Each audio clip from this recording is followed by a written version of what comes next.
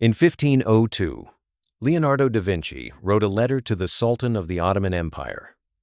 He offered to build a bridge. Not just any bridge, a single-span arch across the Golden Horn, 240 meters long, the longest bridge on Earth. The letter still exists. You can go read it. The Sultan said no. And here's the part nobody tells you. Leonardo wasn't the only genius this Sultan turned down. Then came Michelangelo. Same bridge, same project, same answer. And then, if you believe the legend that half of Istanbul swears by Christopher Columbus showed up asking for money, one Sultan, 3 of the most famous men in human history, all rejected. This is the story of Bayezid II, history's most catastrophically unimpressed inbox. Picture Constantinople in 1502. 50 years after the Ottomans took it, the city is booming. The Golden Horn, that long inlet of water cutting through the city, is the busiest waterway in the world. Merchants, soldiers, pilgrims, spies. Everyone crosses it by boat. Hundreds of boats, all day, every day. The crossing is slow, expensive, and if the weather turns bad, genuinely dangerous. Bayezid II knew his city needed a bridge. He'd been thinking about it for years. He put out the call to architects across the empire. They came back with the same answer. A bridge that long in one span cannot be built. The water is too wide. The technology doesn't exist. Sorry, Sultan. And then a letter arrived from Italy, from a man who at that precise moment in history was also painting the Mona Lisa, designing flying machines, and mapping the human nervous system apparently in his spare time. Leonardo da Vinci had heard about the bridge problem, and Leonardo da Vinci had thoughts. Imagine you're a senior court engineer in Bayezid's palace. You've spent 30 years mastering Ottoman construction. You are very good at your job. And your assistant walks in holding a letter and says, "So, there's a proposal from Florence. A bridge, 240 meters, single span, no supports in the water. You look up slowly. No. He's also included a sketch. No." But the letter made it to Bayezid, and Leonardo's proposal was genuinely extraordinary. He described a shallow parabolic arch, wide, flat, elegant, with splayed abutments to handle the thrust. It was structurally sound. It was buildable. Engineers who've analyzed the drawings say it would have worked. The bridge Leonardo sketched in 1502 was 500 years ahead of its time. The Ottoman court reviewed it. They deliberated. They consulted their engineers, who had already said a bridge that long was impossible. And those engineers looked at the Italians' design and delivered their verdict with the full confidence of men who were about to be very wrong for 5 centuries. Bayezid passed. The letter went into the palace archive. And Leonardo went back to Milan, back to the Mona Lisa, back to his notebooks full of helicopters and solar power and the theory of plate tectonics. You know, normal Tuesday stuff. Now here is where the story gets genuinely strange. A few years later, Bayezid's court sent out another call for the Golden Horn Bridge. And this time, the invitation reached Rome.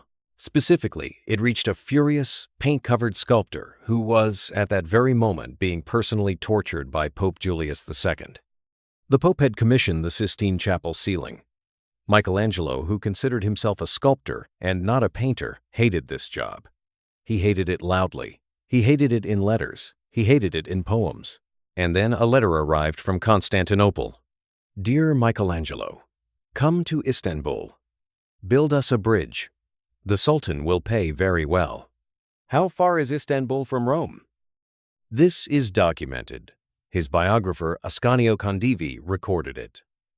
Contemporary correspondence confirms Michelangelo seriously considered going to Constantinople. He was genuinely weighing whether to ghost the Pope, the most powerful man in Christendom, for a bridge gig in the Ottoman Empire. Think about that. The Sistine Chapel almost didn't get finished because the artist was tempted to defect to Istanbul. He didn't go. The Pope found out, panicked, summoned Michelangelo back, and the ceiling got finished. But the invitation was real. And the Ottoman court, having now passed on 2 of the greatest artists in human history, continued to not have a bridge. Which brings us to the third name on this list, the one that everybody knows, nobody can prove, and absolutely everyone in Istanbul will tell you anyway. The legend goes like this.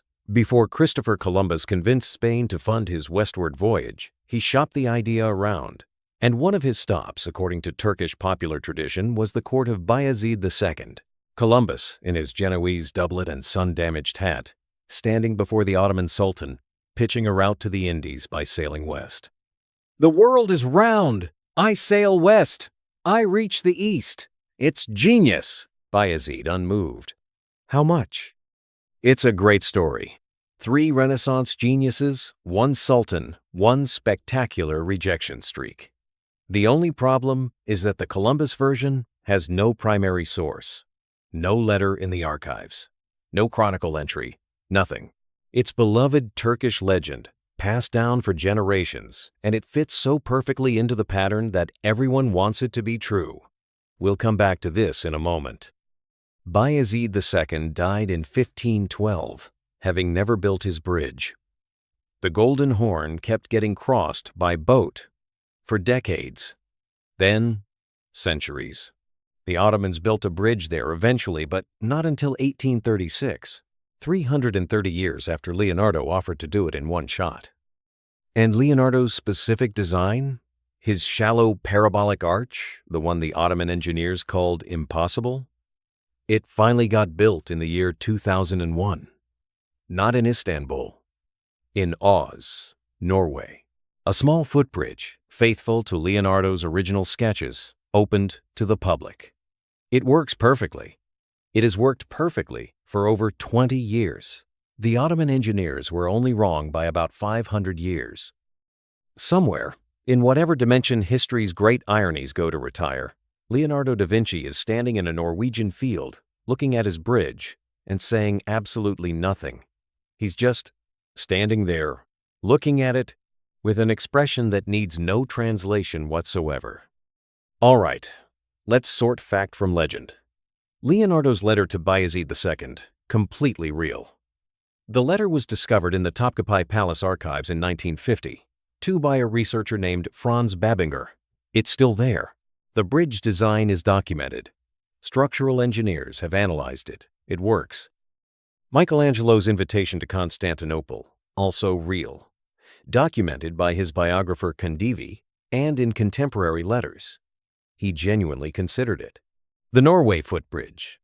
Real, opened in 2001, based directly on Leonardo's drawings. These are all solid, sourced, confirmed. Now, Columbus and Bayezid. No primary source exists. No letter. No chronicle. No Ottoman court record. It appears to be a legend that grew because it fits so beautifully the same sultan, the same era, the same pattern of magnificent indifference. Turkish historians have looked. They've kept looking. Nothing. It is, as far as the evidence goes, a wonderful story that history simply never bothered to actually have happen. So, the next time you ignore an email, or let a proposal sit in your inbox for 3 weeks, or tell someone their idea is too ambitious, just remember that a sultan once did that to Leonardo da Vinci, and the idea waited 500 years, and then got built in Norway. Good ideas are patient. They'll outlive every committee that rejected them. They'll outlive the empire that said no. Next time on Throne of Fools, the Tsar who decided that beards were a threat to national security and started taxing them, personally, with a special beard token. Subscribe because history doesn't get dumber than this. Actually, it does.